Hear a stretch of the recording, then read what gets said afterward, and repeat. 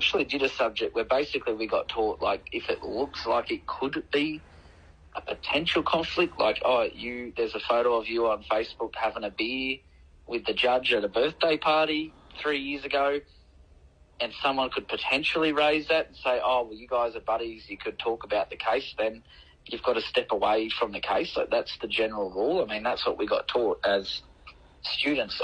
And here's another thing. This is another reason I think, why I'm under investigation is I'm a member of all the law associations, right? And so I go, and I've been getting photos with, judges and magistrates. And when I got raided, the first thing I was asking for was a copy of the warrant. Now, they refused to give it to me because they said, well, you're not the owner of the premises. So they just refused to give me anything. And then I was saying, who's the magistrate? Who's on the warrant? I'll give him a call. Who is it? And then while they were standing there, I called one of my friends that works in Department of Premier and Cabinet, and I had him on loudspeaker. So, look, I just got liquor and gaming and about 8 police officers here at the moment. I'm getting raided. It's all bullshit. But, do you still know someone that works at the office of the Commissioner? Then, because they took my laptop, I was onto the Commissioner, the Attorney General. So they had, these investigators then would have had people much higher up than them asking what the fuck's going on, who's this Shane Cuthbert guy, why have you taken his laptop? And then I sued them in the Supreme Court of Queensland, and they settled outside of court and gave me my laptop back straight away. So little things like that, just, it pisses them off, but then makes them think, like, what the fuck's going on? Right. What the fuck's going on here? Who is this Shane Cuthbert guy? Right. But yeah, I am strategically getting photos with all the magistrates and judges, so I know that down the track, if I get something that isn't really going my way, or it doesn't look like it's favourable, let's say I get arrested for something again. Yeah. And I'm just looking like, oh yeah, Mr. Cuthbert, nah, you've been a bad boy. I can whip out, oh, well, Your Honour, that's actually brings me to my next point. This is us having a couple beers and, whether or not we talk about the case, it looks like a conflict, could be a conflict. You might have to stand down. So I am trying to get as much dirt on everybody and infiltrate every aspect of society to just use it to my advantage one day. Right. But they're not entirely wrong. Like,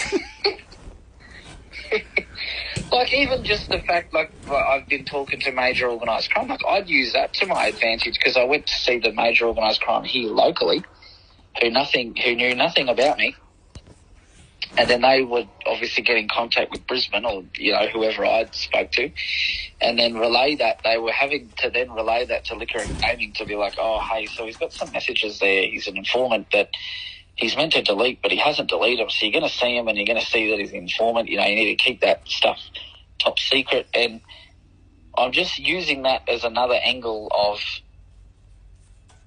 them thinking, oh, what the fuck? So Parliament is coming to Cairns next week. Parliament's coming to Cairns. Bringing the whole Parliament to the Cairns Convention Centre. I got an email saying they wanted some volunteers, and for the volunteers, you get a shirt with Queensland Parliament on it. Mm. So I'm just going to get some photos of that shirt of Queensland Parliament on it for my election campaign. Yeah. I think I saw something of you on Facebook or TikTok or something like that, and there's lots of it must have been only recent, there's lots of in the background on your wall there's like frames of certificates and stuff like that. Oh, yep. What are they? Oh, so they're all my certificates and award nominations, and all right, some of them are for being a finalist. So they're mostly award nomination certificate stuff. Yeah. And these are nominations for awards that you nominated yourself for using my name and Rob Pines. Yeah. Oh, all right. There's a couple of certificates including, there. Wait, how many of them did you nominate yourself for using my name whilst I was in jail? Oh, fuck, I don't know. probably 20. And there's no way that they can check. Like, I've never received any... No one's ever contacted me to clarify, or you've given them a different contact. Well, I was trying to think. I remember the Australia Day Awards a couple of years ago. You had one called you only just to work out whether or not I was under 30 and meant to be in the young Australian category or something. Yeah, somebody called me and said I'd apparently nominated you for 2 separate age categories, and what age were you? And I just said, he's both. Because I didn't know what the fuck it was. Like, I didn't even know what the hell it was in the first place. So I was like, I don't know what to say. The last 12 months, I've just been infiltrating society. Like, the stories I could tell you are so great. I've become a respected member of the community in some circles. Right.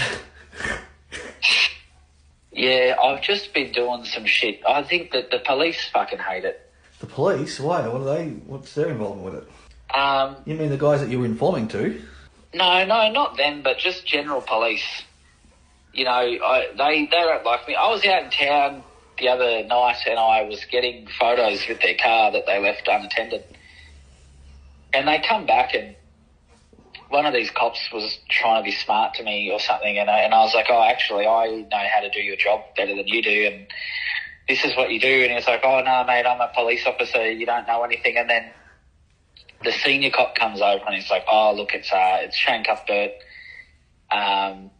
He didn't call me a backyard lawyer that time. He called me what do you call it, like a vigilante lawyer or something. I was like, yeah, okay, that sounds like me. So regularly I'll go into town and I'll be arresting some like Aboriginal woman and I'll like start filming it and telling them, oh, you actually know under the PPRA you didn't do this and you didn't do that, and oh, I'm there, and they get quite upset with me about that. Right. But have they ever arrested you or had a go at you or threatened you or anything? No, the last time I got arrested was that time last year, remember? Remember I got found guilty of that, of the... No? Yeah, remember there was the Abros out in the streets? Yeah, I remember that, but I didn't know you got found guilty. Wait, what did you get charged with? They dropped there was a public nuisance and then a... Resist police? No, get in there, obstruct police. Yeah. Have you got found guilty of both? No. They dropped the public nuisance, and then they found me guilty of the obstruct police. Okay. But then the magistrate was like, I don't know why this guy's here. That the way the security guards were throwing around our Indigenous peoples, you know, they should have been charged instead. And the prosecutor was like, oh, we just haven't received a complaint. We'd be happy to. So I went to the police station and complained. And then they got back to me and were like, oh, yeah, nah, we're not going to charge the security guards. So now I'm going to probably sue them at some point as well. But I had all these lawsuits on the go, like getting ready to go on my laptop. And then they took it. And when I got it back, all this stuff was deleted.